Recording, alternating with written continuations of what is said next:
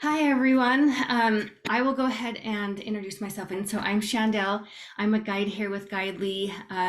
You might notice or see me in community, and you all will also see me doing concierge calls. So if you're looking for a guide, you would meet with me and I would connect you with the best.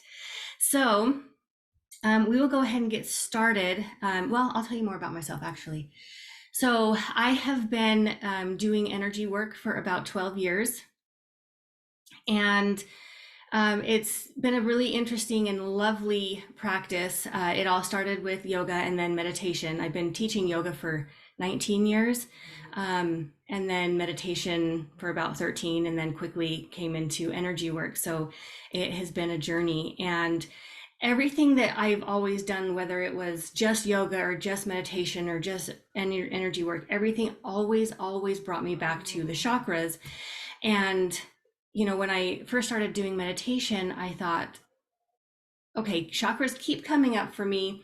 I would be in the middle of meditation and my body would just kind of be doing this like spinning thing. And I'm like, what is this spinning thing that's happening? And,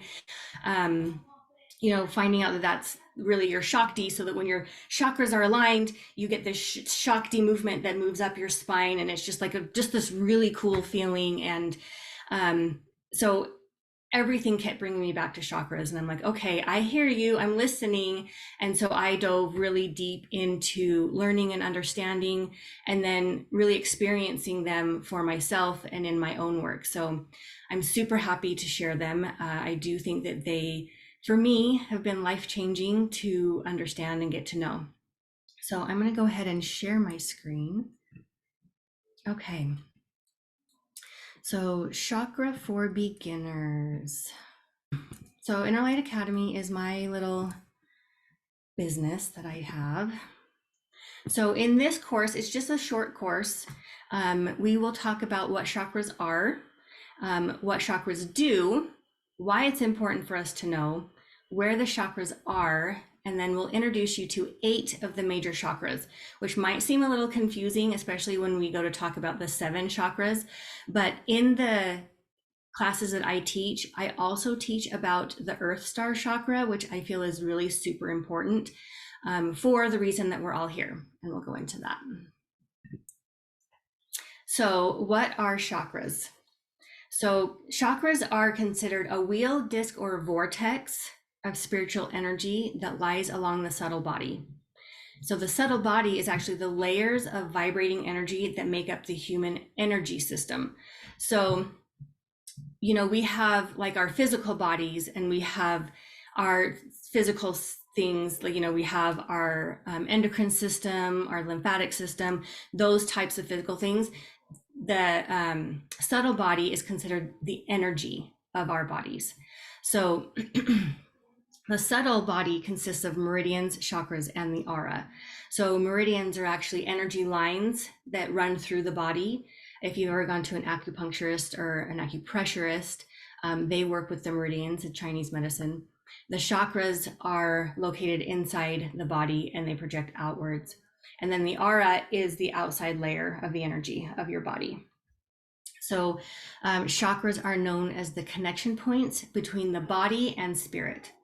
So the reason why they are known as wheels, discs, or vortex is when you see them or experience them, if you're looking straight onto someone, it's like a circle like this. And it spins. So it's like a wheel, but it also looks like a disc. But if you look to the side of someone and you can see their chakras, it actually is a vortex. So it goes from the spine outward. And I'll show you a picture so you can get a better idea of what that means. So that's why it's either wheel, disc, or vortex. So what do the chakras do? They have 3 main functions.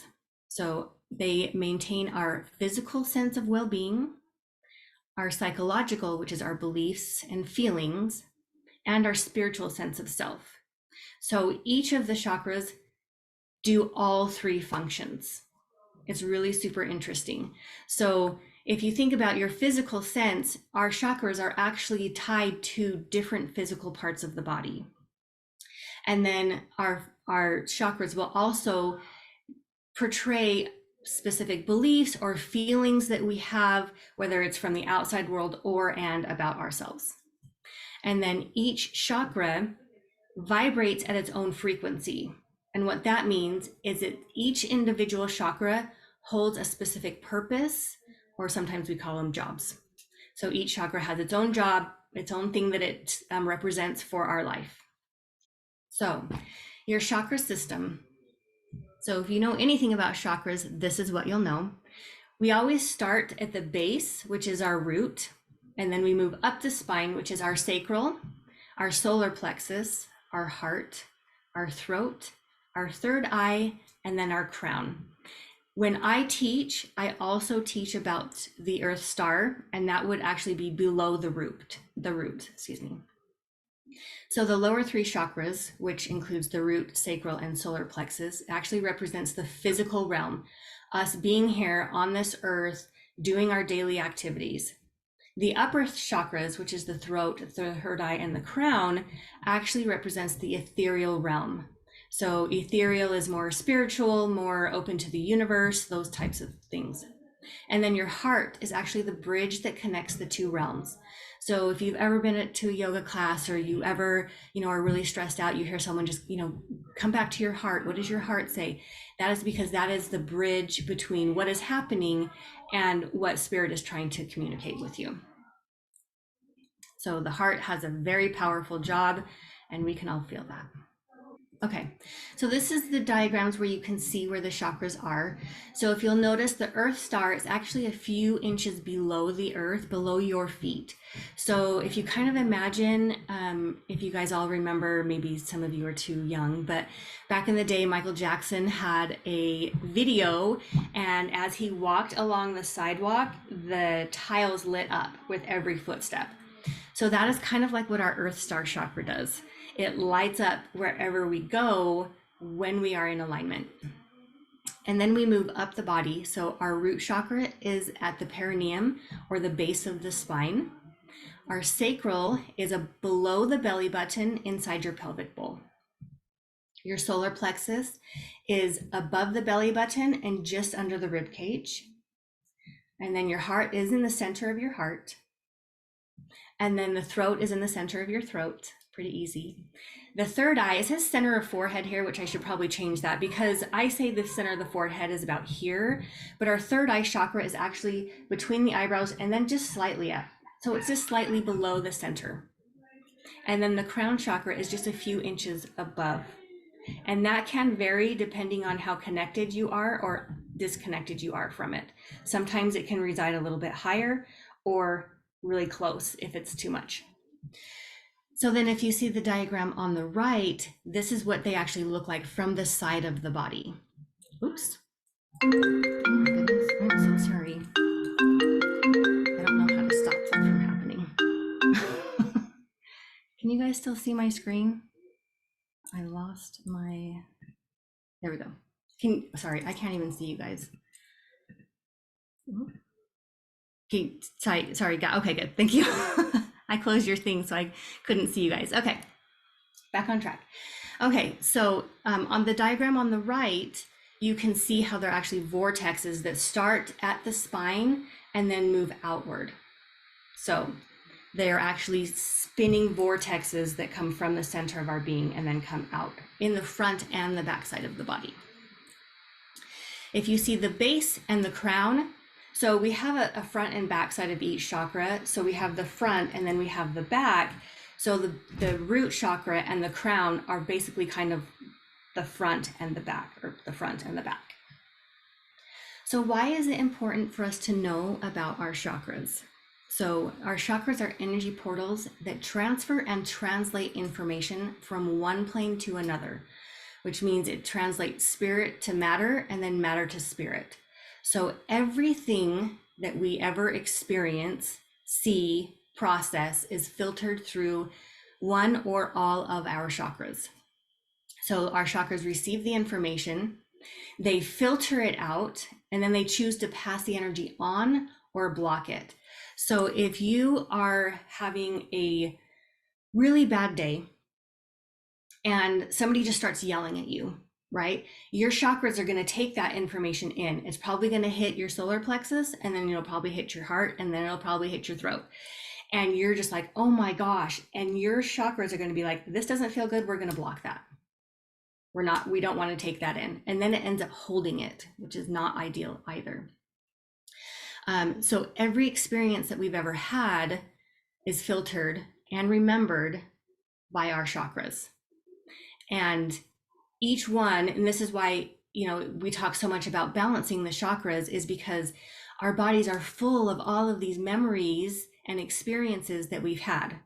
And so we want to sometimes clear some of those out and create space for newness and for good things to come into our lives.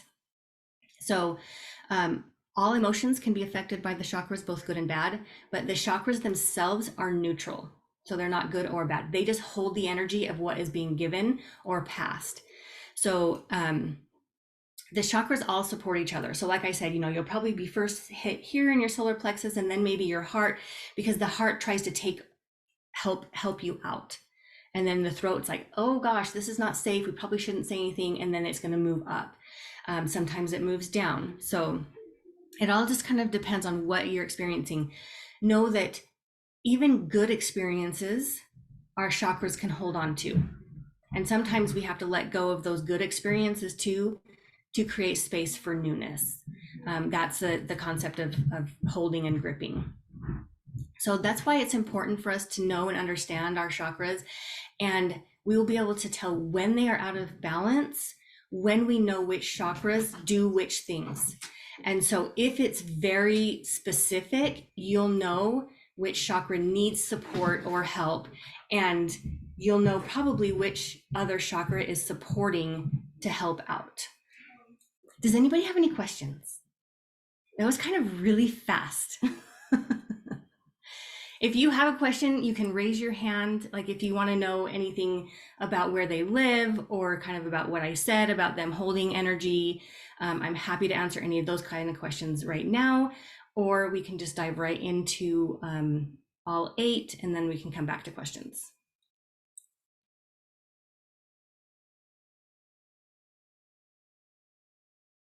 So if you have trauma from childhood, is that yes? Yes, every experience, Michael, every experience that we've had lives in our chakras until we release them. So our chakras spin in a clockwise position, and it comes out from our body and spins out clockwise.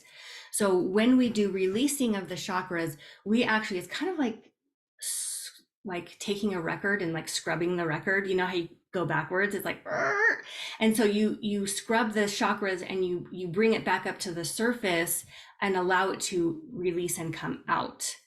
And then we bring something back in, whether it's light or whatever needs to be filled, mostly having a conversation with your child from that space. But yes, everything we've ever experienced is still being held in our body until we have cleared it and or processed it. Some things we will never get rid of, and that's just the nature of life, but we come to a different understanding about it. And we come to a place where it doesn't affect us the way it used to. Hopefully that helps, Michael. I'm happy to come back around to that if it's still not clear. Excuse me. Okay. So yes, Earth Star chakra. So you might know somebody that trips a lot, or they just kind of feel floaty, or they don't know what their purpose here is. They're like, I don't know why I'm here. I'm just here to kind of live and exist, or they're constantly searching for their purpose. And then we move up the spine to our root chakra. And again, it's located at the base of the spine, and the color of it is red. So if you're ever trying to connect with your root chakra, anytime you connect with any of the chakras, it's really good to pull in that color and imagine that color. Even imagine that color sitting in the space where the chakra is, or even just imagining yourself surrounded by that color. When I'm working on specific chakras, I will wear something of that color, or just have it in my environment. It holds the energy of belonging. So some people may not feel like they have like a sense of community, or like a friend group. It also holds the energy of family and money. So if you have, and this can go either way, I say money issues, if you are super successful in money, then you have a really healthy root chakra area. If you struggle with money, it's a root chakra area. So root chakras is, this begins to develop, it's the first one to develop. So if you had difficulty in your childhood, chances are you will have some struggles in root chakra area. When you are balanced, it feels safe, you feel safe and secure and like you belong. Okay, then we move up the spine a little bit more. And again, this is below the belly button and in the pelvic bowl. This is our sacral chakra, and its color is orange.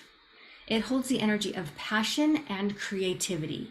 So passion can be about anything.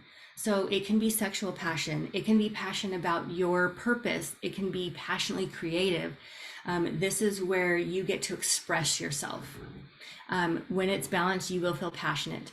When it's unbalanced, you're going to feel like you don't have a lot of motivation. Nothing really speaks to you. Nothing really doesn't really matter. You don't really have a sex drive. All of those types of things. So if you're trying to call in, like if you're trying to create something, start surrounding yourself with the color orange and bring your attention to that pelvic bowl.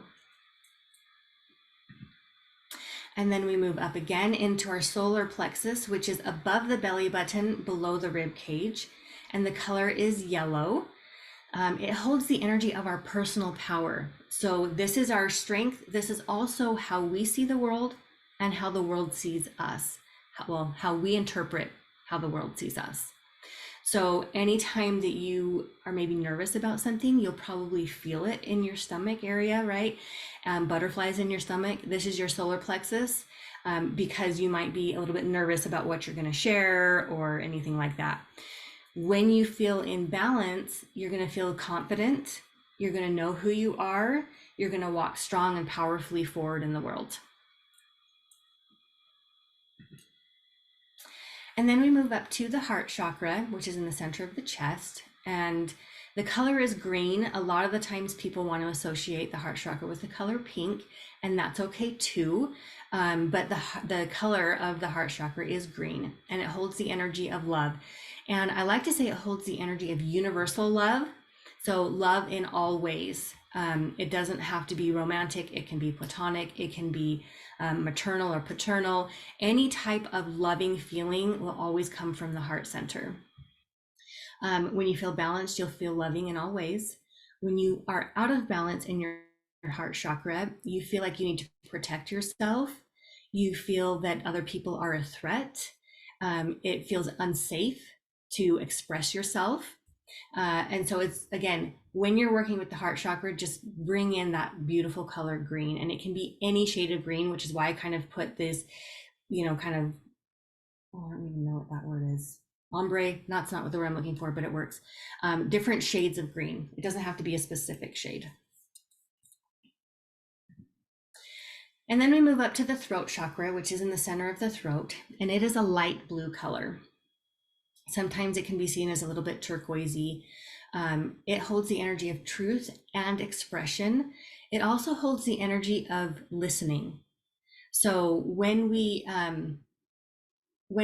a balanced throat chakra, we feel free to speak what is in our heart, what is in our bodies, what is on our minds, and we can be very expressive, and we feel free to do so.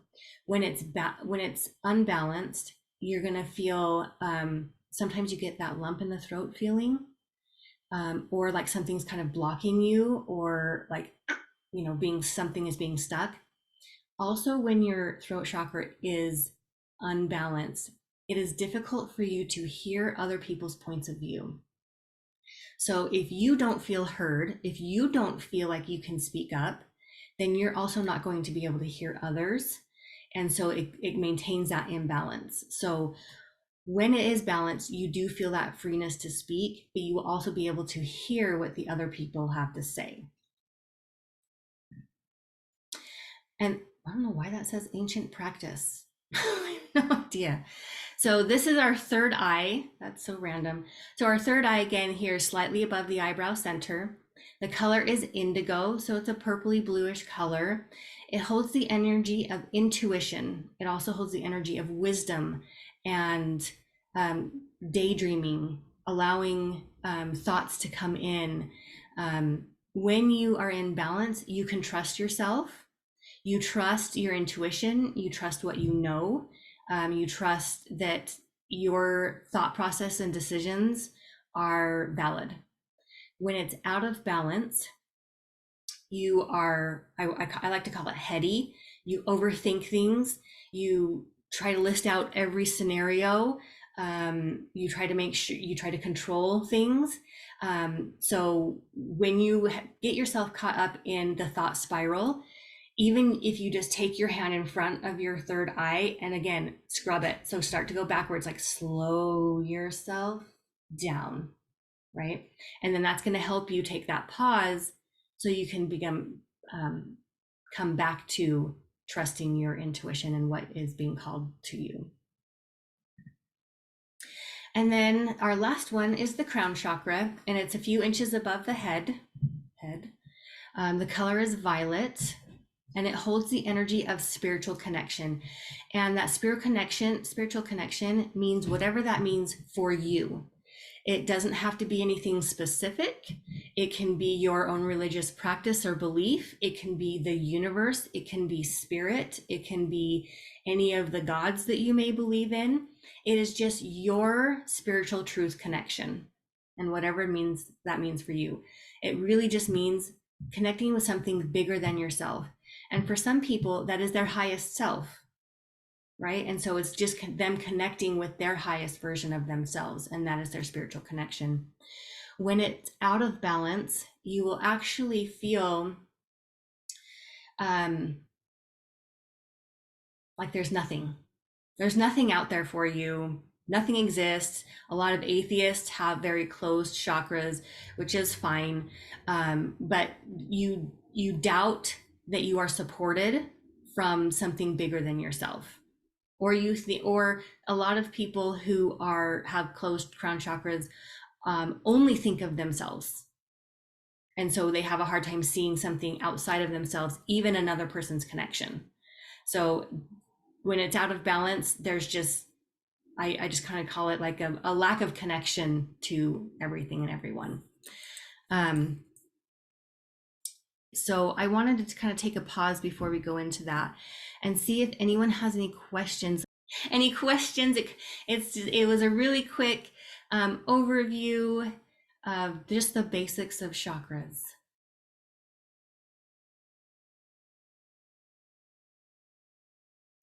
So you could diagnose yourself on a couple. Absolutely.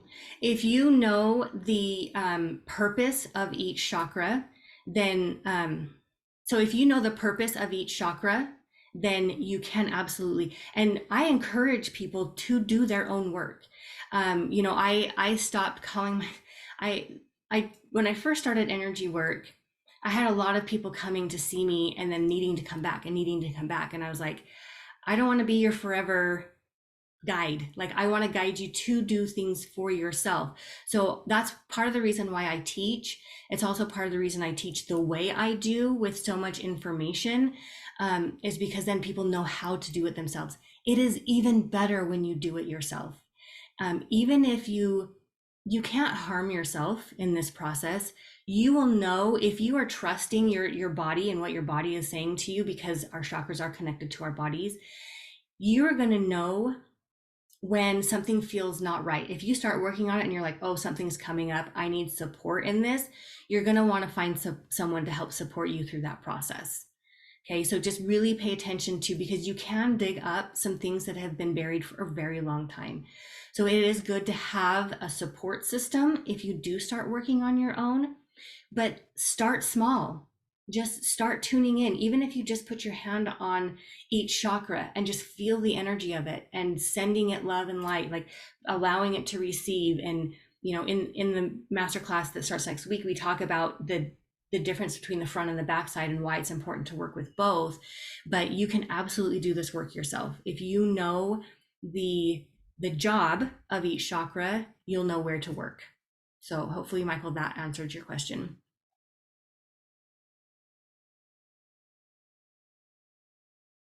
Tracy, my first time with this, how often should I do chakra work? I love that question. You can do it every day. You can check in with your chakras every day. You can listen to a meditation that takes you through each of your chakras every morning to help set yourself in balance. It really depends on where you are physically, emotionally, spiritually. So if you sit down and you kind of work through your chakras and you find something and you're like, okay, I'm going to spend a little bit of time working on this specific meditation. So you do meditation daily. Do you do meditation with your chakras daily?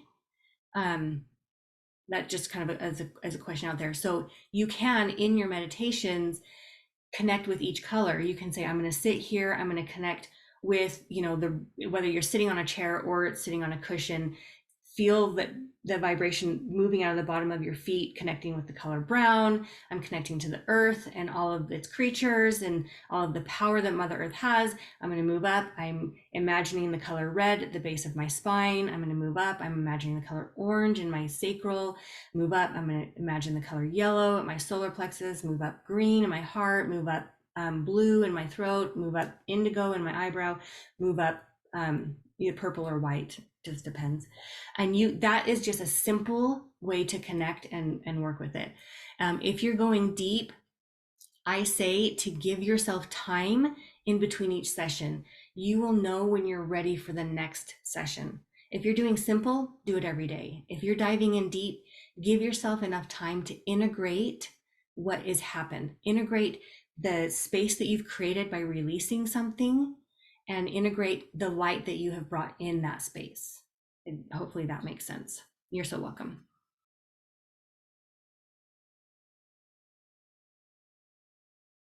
Do you start working on each one?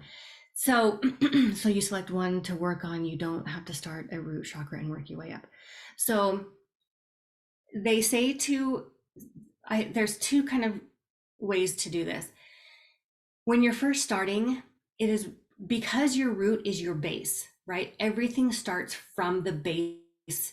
You can't, I can't hold this up if I don't have a base, right? If it's really loose, then it's just gonna do this. So it's really good to start at the base, but, okay, I'm gonna keep talking about this for a second. So it's really important to start with the base. And like I said, this is the first chakra that is developed when you are born. And so everything starts from the base. And so if your base is off, the other ones are having a hard time maintaining their balance. Now, if this one, how do I want to word this? Sometimes my thoughts come faster than my words. If this one is out of balance, you can still work on another one. Say, so your throat, right? You're going to do a presentation and you're like, okay, I'm feeling this, like you don't have to start at your base to do this right now. Okay. So if you're really starting to dive in deep, I always say start with your root because you want to have a solid foundation. But if you have something specific coming up, it is okay to give it support and give it the need that it is asking for in that moment. So the way that chakras work is they support each other. So when one is out of balance, one is going to come up really strong. So one of my favorite examples is somebody who is kind of insecure. Okay, they're going to have issues with solar plexus, but their throat chakra might carry that energy for them, and so they're really loud talkers, right? You know those people who are really loud talkers, and you're just like, oh my gosh, take it down a notch, because they feel so insecure about themselves. They need to do this in order to get the attention that they're looking for, the validation they're looking for. So that's just a really easy example of showing you how a chakra will overcompensate for one that is low. So if this needs support, feel free to give it the support it's asking for. But if you're diving in, I would start from the base. Hopefully that makes sense. I find it useful to focus on, oh, you're welcome. I find it useful to focus on connections between the chakras as much as working on opening each one and releasing unbalancing things. Yes, thank you, Joanne. So like I said, the chakras do work together. And so if you remember that the heart is the bridge, okay, so and it's interesting because once you start kind of playing with it, you'll notice how like your third eye is your intuition, but your second intuition is actually your solar plexus. You have that, people say the gut feeling, right? They don't say, oh, your forehead feeling, they say your gut feeling. That's because that's also your intuition. So these two work together and they're stacked on top of each other for a reason, right? That your base is your safety, your security. Your sacral is your expression, your passions, which lead up to who you are in your solar plexus. It's like, yes, you get to stand in that place. And so they just build on top of each other. So it is wonderful to work on them together and see how they work together and how they show up for you in your life. Those are great questions. Thank you. Does anybody else have a question? I could talk about this all day. So I'm going to go back and share my slide just to talk about really quick what you will be. So we'll talk about next week. I'm starting a master class. It's every Tuesday night for 8 weeks. We do 8 because I do include the Earth Star chakra, and we will dive, and I will show you what we will be diving into in that class. Okay, so in the master class, we will talk about balance. So how to tell when a chakra is out of balance, and we'll go even deeper than we did today, what that looks and feels like. And then I teach you balancing techniques and tools to create balance in all 8 of your chakras. So I'm going to say something about balance. You will most likely never in this lifetime have an all balanced chakra system. And that is because life happens to us. Life happens for us to learn lessons. So we get out of balance so that we know and learn the lesson, and then we can bring it back into balance. So it's always a constant state of bringing ourselves back to center, back to ourselves, and back to balance. So you'll have balance one day, you'll feel out the next day, you'll have balance, and that's okay, as long as you recognize that that's just part of the flow of life. And then in the class, we also talk about the archangels and the ascended masters that can support you the best way possible for each individual chakra. So each individual chakra has an associated archangel and ascended master that you can work with. They're wonderful support systems. Grabovoi codes. So this is not something that a lot of people know about, but Grabovoi codes are basically cheat codes of the universe. And each chakra will have Grabovoi codes that help you. I like to give people easy, simple tools that they can use. And these Grabovoi codes, like I will write them on my wrist if I know that there's a chakra that I need especially to have support and work on. I just write the number on my wrist and I repeat it all day long. The codes bring you back into alignment with the universal codes of the universe. We also go into the backside of the chakras. Most people only speak about the front side of the chakra, but knowing and understanding the back sides of the chakra are really super important because it is where you receive. And then we learn about the associated organs or glands and the emotions of those organs and glands. And that is an interesting thing, because if you are like having a pain in a specific organ, that will tell you which chakra is asking to be seen. It's asking to be strengthened. It's asking to be worked on. And when you work on it, it will automatically create healing for whatever it is in your system. So this isn't just energetics. This, like I said in the beginning, it takes spirit to matter and matter to spirit. And then we also talk about the archetypes. Each chakra has its own set of archetypes, one in the light and one in the shadow. So each archetype actually has its own light and shadow, but when we apply them to the chakras, you will see that the chakras or themselves have the light side and the shadow side, two different archetypes. And that's super, super cool to learn. I do have a specific chakra for archetypes, not just archetypes, for solar plexus on the Guidely community in the 21 day that we did. No, it wasn't the 21 day. It was the first one. I think if you type my name, you can find it. But I teach a whole class on the archetypes just of the solar plexus. And then you will leave with a list of affirmations for each chakra. Affirmations are really good, again, for bringing that balance in, super easy to work with. And then journal prompts so that you can get to know your chakras even deeper. And that will be in each class for each chakra. Okay, so the masterclass begins next Tuesday, April 11th, 5 p.m. Pacific time. And it does, like I said, it goes every Tuesday. If you are unable to make the class, you will be sent a recording.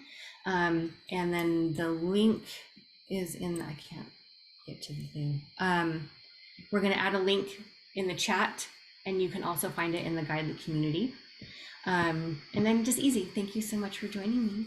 I look forward to supporting you on your chakra journey.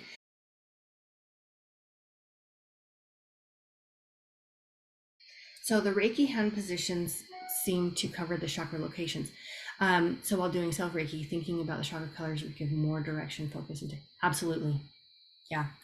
And you're right, the Reiki hand positions do go over all of the chakras except for specifically the root. I know it goes to the bottom of the feet, but you can, I hold off body almost down, like just right above the knees. When doing Reiki specifically for root chakra, just so you know, Michael. But yeah, absolutely. And you know, intention goes a long way in doing energy and healing work. Does anyone have any last questions? You're so welcome.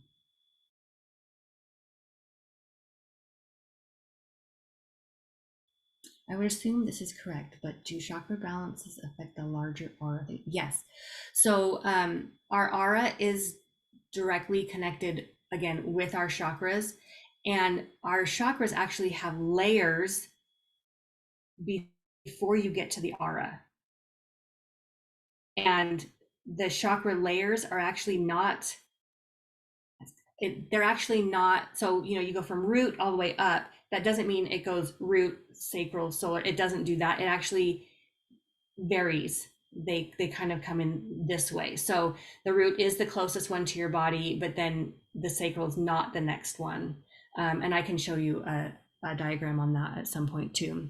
But yes, and I mean, our auras are going to show you where we are in the moment, because our auras and the colors change with whatever we're experiencing at the time. So our aura color is never going to be the same. We might have an aspect that is the same, but again, where we are internally is going to reflect outwardly. So chakras definitely can expect the aura affect, the aura. So thank you. Any other questions? Any other comments? I should say, do you feel like you have a better understanding of what chakras are? I know sometimes when I get teaching, I start talking really fast because I get so excited. So even if you can just give me a thumbs up, I'd love to know if it was helpful. If you really kind of learned anything, thank you, Joanne, and everyone else. Perfect. Okay, yay. If you want to know more just individually, or if you'd ever like to have a session, Gaia has posted a link to book a session with me to explore it even deeper for yourself. Doing chakra work over Zoom is still incredibly easy. You know, energy has no time and space. So, or even if you just have more questions and would like to know a little bit more, I'm also fairly active in the community. So you can message me there, and I'm happy to answer any other additional questions. Don't hesitate to ask. It is one of the things I love to talk about. So I'm happy to just, oh, yes. Da, da, da, da. So, yeah, I think that's it. Okay. We always do the guidely goodbye. So if everybody would like to unmute themselves and we can all say a collective goodbye. So, okay, I'll let everybody go for the evening. Okay. Thanks, you guys.